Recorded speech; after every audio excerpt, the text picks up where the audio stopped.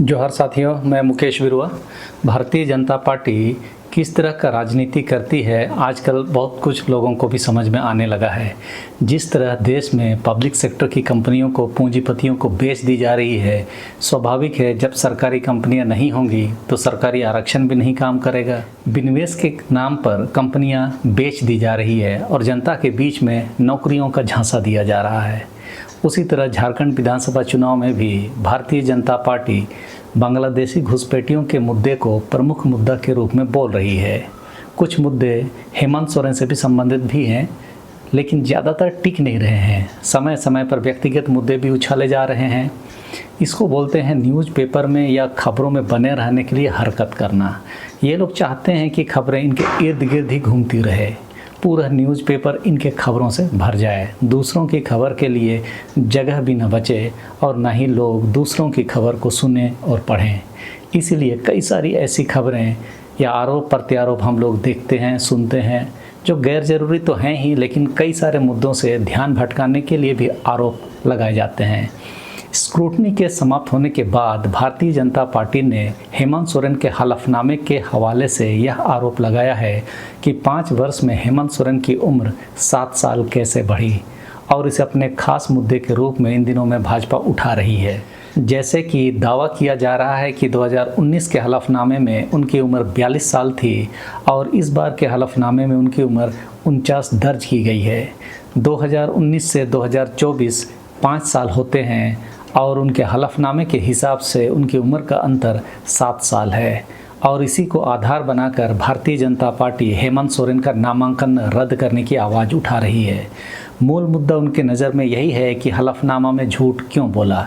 आइए हलफनामे के झूठ को उजागर करने के कुछ और लोगों के हलफनामा की तरफ भी हम चलते हैं। प्रधानमंत्री नरेंद्र मोदी ने भी अपने हलफनामे में इंटायर पॉलिटिकल साइंस का डिग्री का दावा किया था, लेकिन जब उनकी डिग्री को यूनिवर्सिटी से सूचना के अधिकार के तहत मांगा गया तो गुजरात यूनिवर्सिटी ने मानहानि का केस अरविंद केजरीवाल पर ही कर दिया।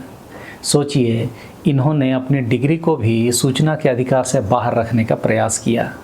क्यों कोई भी अपनी डिग्री को छुपाएगा? यह बहुत बड़ा सवाल है। ज़रूर दाल में कुछ काला है। अपने राजनीतिक जीवन में विवाहित होते हुए भी नरेंद्र मोदी ने अविवाहित के कॉलम में टिक लगाया। यह आरोप मनोज पांडे ने हेमंत सोरेन के मामले में जवाब देते हुए लगाया। आप भाजपा के 9 मई 2016 की इस ट्वीट को देख सकते हैं। खुद अमित शाह ने नरेंद्र मोदी की डिग्री देश के सामने रखी थी, जिसमें नरेंद्र मोदी का डिग्री इंटायर पॉलिटिकल साइंस दिखा रहा है, और यह डिग्री देश के किसी भी यूनिवर्सिटी में उनके सिवाय किसी को भी नहीं मिली है। और इसी डिग्री के लिए जब सूचना का अधिकार डाला जाता है, तब गुजरात यूनिवर्सिटी मानहानि का केस अरविंद केजरीवाल जैसे लोगों पर लगा देती है। और ये लोग हम लोग को समझाने के लिए झारखंड आ रहे हैं कि हेमंत सोरेन का नामांकन रद्द होना चाहिए क्योंकि हलफनामा में उन्होंने गलत कहा।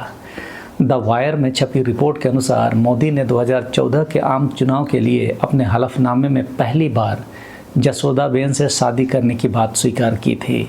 गुजरात विधानसभा चुनाव के लिए अपने पहले हलफनामों में उन्होंने अविवाहित होने का ही दावा किया था, यानी इतने दिनों तक अविवाहित कह के ही वो मुख्यमंत्री के पद पर हलफनामे के हिसाब से आसीन थे। इस खुलासे से लोकसभा चुनाव 2014 के चुनाव अभियान में भारी राजनीतिक हंगामा भी हुआ था। अपने वैवाहिक स्थिति के बारे में मोदी के असंगत दावों से उनकी शैक्षणिक योग्यता के बारे में भी और संदेह बढ़ा दिया था। इतना ही नहीं, उस समय मानव संसाधन और विकास मंत्री स्मृति ईरानी भी येल यूनिवर्सिटी की फर्जी डिग्री के विवाद में मोदी के कई राजनीतिक विरोधियों को उनकी शैक्षिक योग्यता की जांच करने के लिए भी उकसाया था। सोचा याद दिला दूं, जब ये लोग फिर ऐसे मुद्दे उठाएं तो इनसे यह सब भी पूछ लिया जाए। यही भारतीय जनता पार्टी की राजनीति है। आदिवासियों के जल, जंगल और ज़मीन के मुद्दे आप इन दिनों नहीं सुन रहे होंगे। अब इनको समझने की कोशिश कीजिए। भारतीय जनता पार्टी ने सिर्फ उम्र के लिखे होने का आधार बनाया, जबकि उम्र की गणना जन्मतिथि से होती है। जन्मतिथि 2019 में भी वही थी और 2024 में भी। यह बात भाजपा नहीं बोल रही है। सबको ज्ञात है कि पैन कार्ड में जन्मतिथि होती थी और आधार कार्ड में भी जन्मतिथि होती है, लेकिन शुरुआत में जो आधार कार्ड बना उसमें जन्मतिथियों को वेरीफाई करके नहीं डाला गया। जो भी व्यक्ति ने कहा वह साल भर दिया गया। तेज़ी से काम करने के चक्कर में कई सारी एंट्रियां सही से नहीं भरी गई, जिस कारण यदि उम्र निकाला जाए तो सभी दस्तावेजों से अलग अलग निकलता है। आज के समय में सारे दस्तावेजों का अपग्रेड हो जाने से सभी जगहों पर एक ही चीज़ देखने को मिल सकता है, लेकिन शर्त यही है कि प्रत्येक चीज़ अपडेट होनी चाहिए। तो हलफनामा में जो गड़बड़ी होती है, नरेंद्र मोदी करे तो रासलीला और हेमंत सोरेन करे तो इनका कैरेक्टर ढीला। आप समझ रहे होंगे इन चीज़ों को। ये लोग आदिवासियों को हमेशा प्रताड़ित करने के लिए उपाय लगाते रहते हैं। देवघर के एसपी जो एक आदिवासी है, उन्हें भी आदिवासी होने के कारण ही प्रताड़ित किया जा रहा है। उसी तरह हेमंत सोरेन भी आदिवासी हैं, इसलिए उन्हें भी प्रताड़ना से भाजपा गुजार रही है। आपने कभी किसी ब्राह्मण नेता को भाजपा की तरफ से इस तरह के प्रताड़ना से गुजरते देखा है?